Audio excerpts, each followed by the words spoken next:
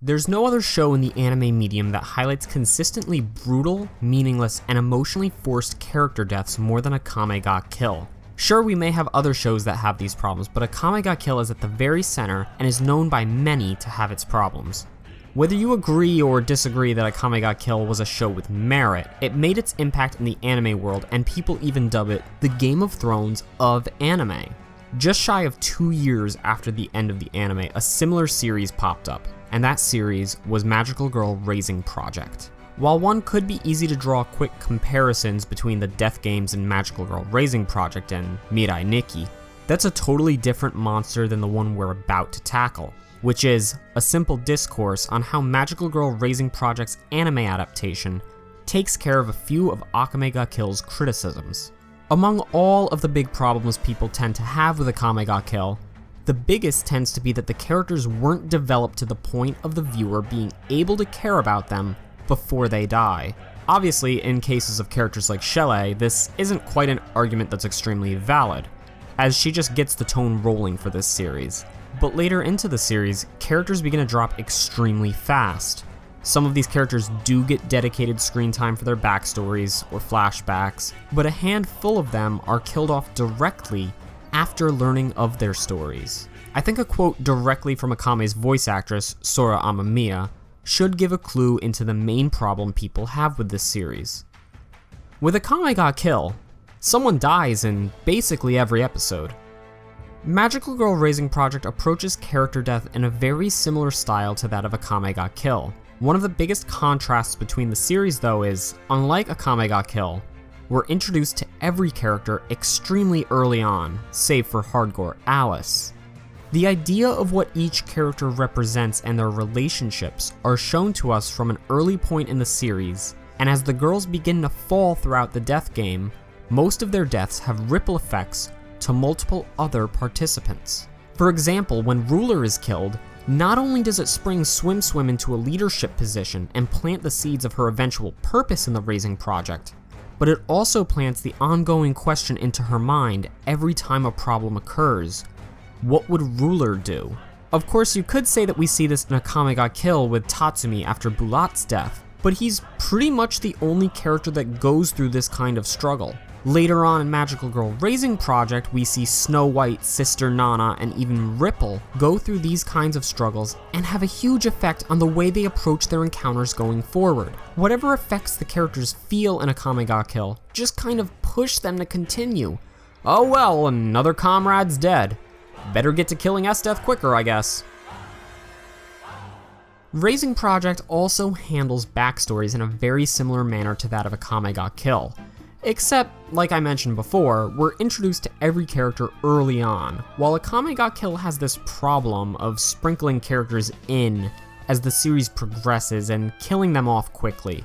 The amount of time we get to spend with characters like Chelsea or even most of the Jaegers is pretty slim. And what's unfortunate is they're some of the most interesting characters of the entire show. Characters like Bowles I would love to learn more about, other than he just left his family behind and wore his mask constantly because of the job he had. Because we get to see most of our characters interact from the start of Raising Project, we can get a quicker and more grounded opinion for each and every one of them. We can learn the cliques each characters create and why they stick within each one, their motives behind moving beyond each clique, and more. Akame ga Kill's Jaegers and Night Raid don't really have this luxury. S-Death kind of just gathers strong warriors to join the Jaegers, and Night Raid just kind of exists together. It was characters like Weiss Winter Prison and Sister Nana, or Yunael and Minael, that really made us care about when a character died in Raising Project. The characters cared about each other, and that's major. Without the characters caring, why should we care? Yeah, there were parts of Akame ga Kill where this was a relevant topic, but it really only manifested between Akame and Kurome and S-Death and Tatsumi. Between the two of those, Akame and Kurome's relationship was probably the highlight of the show, but it just felt so unemotional. They took two different paths in life, and that's pretty much the whole problem. I say whole problem, but in truth it could be extremely interesting, like a family that was split because of the American Civil War, where brothers would have to fight each other over different causes. but Akame ga Kill doesn't explore this in that much of depth. It just reiterates that Akame joined Night Raid, and Kurome doesn't agree with her defecting to them, while she's still in support of the Empire. Had the series spent more time on this theme alone, some people's problems may not exist. Hardcore Alice was the kind of character Akame ga Kill needed.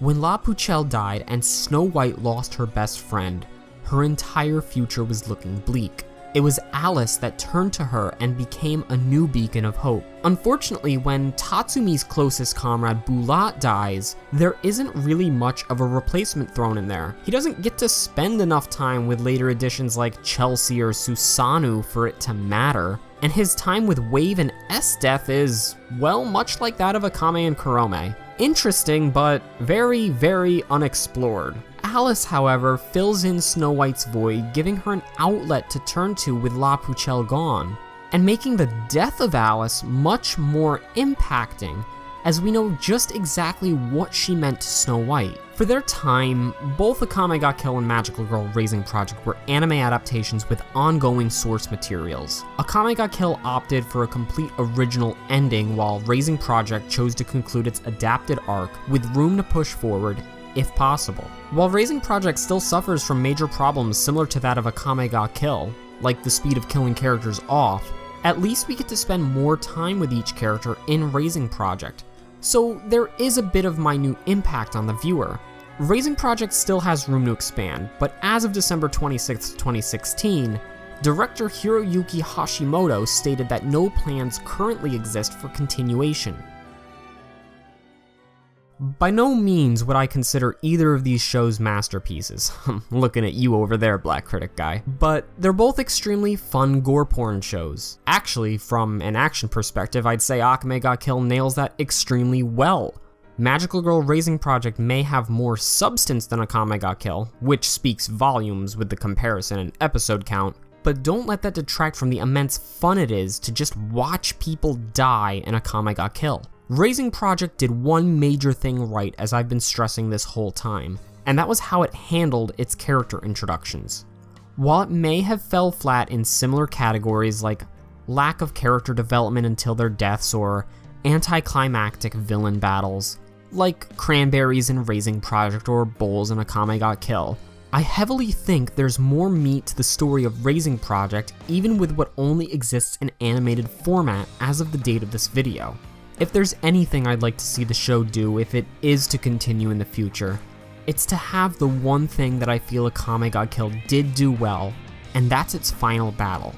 Arguably, the only battle in Akame ga Kill that I heavily and emotionally cared about was the one at the very end when S-Death and Tatsumi's fates are decided, purely because I thought S-Death was an extremely interesting character that got the send-off she deserved. While we can compare this to Swim Swim's last battle in Raising Project, I think that scene didn't do much justice for her as a character, since everything was truly handled prior to that battle. The battle was really a shining moment for Ripple and Snow White. Had Cranberry's send-off been more climactic, I probably wouldn't be talking about this point. But it's just a hope that I would like to see in possible future sequels. A final battle that is equally satisfying for both the protagonist and the antagonist. In conclusion, I think Magical Girl Raising Project, if it decides to continue, is off to a decent start. It's already done more for its remaining characters than Akame ga Kill was able to do in its complete series, in half the time. For the characters that didn't make it through either series, I definitely cared about the ones in Raising Project more, but it still had its faults in how it handled some of their deaths. Also, Raising Project's introduction of the idea that the project can be shaped by whoever Fav's master is something I'd really like to see explored more. Leaving viewers off with questions isn't always a bad thing, especially when they spark imaginative scenarios. And that's the one big thing Akame ga Kill missed. There wasn't much room for imagining what happened beyond the ending, because the ending scene basically just shows Akame continuing her life on the edge.